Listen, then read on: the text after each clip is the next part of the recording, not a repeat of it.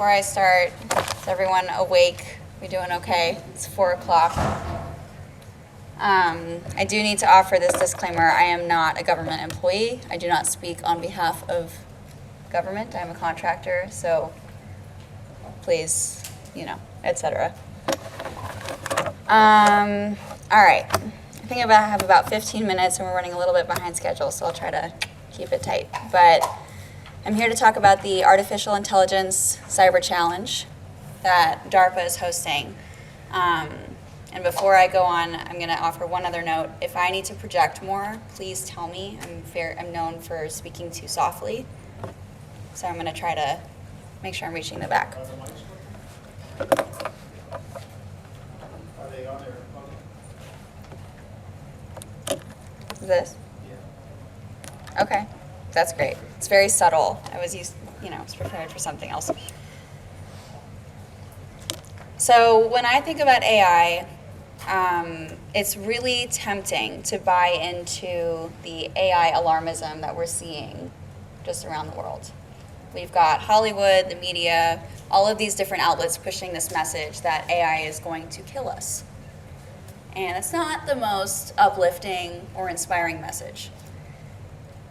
It begs the question, do we have space here to turn that narrative on its head and just embrace the change that's coming? We're already dealing with it.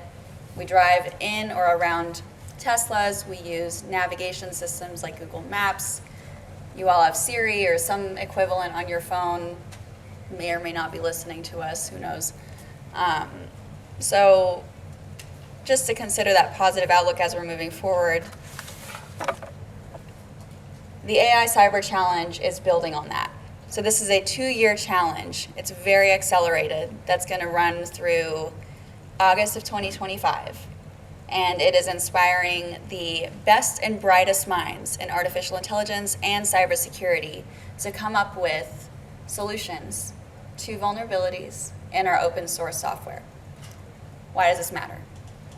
Open source software composes about 80% of our critical infrastructure. That is quite a significant number, and that's a problem because we as human beings cannot keep a pace with vulnerability patching as it stands. So that's where we can leverage AI to help amplify and scale all of these efforts.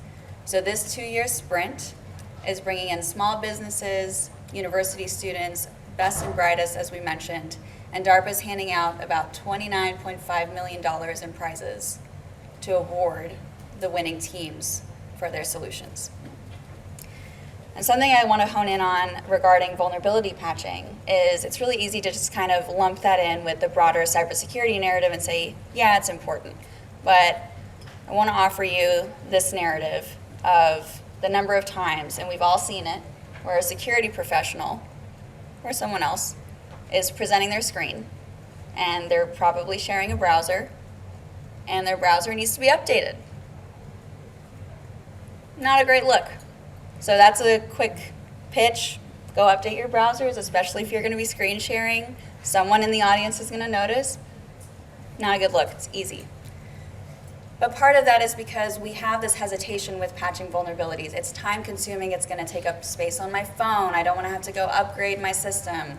I don't want to close all my tabs. I don't want to lose my work. Whatever the hindrance is, I promise you the exposure that you're facing is worse.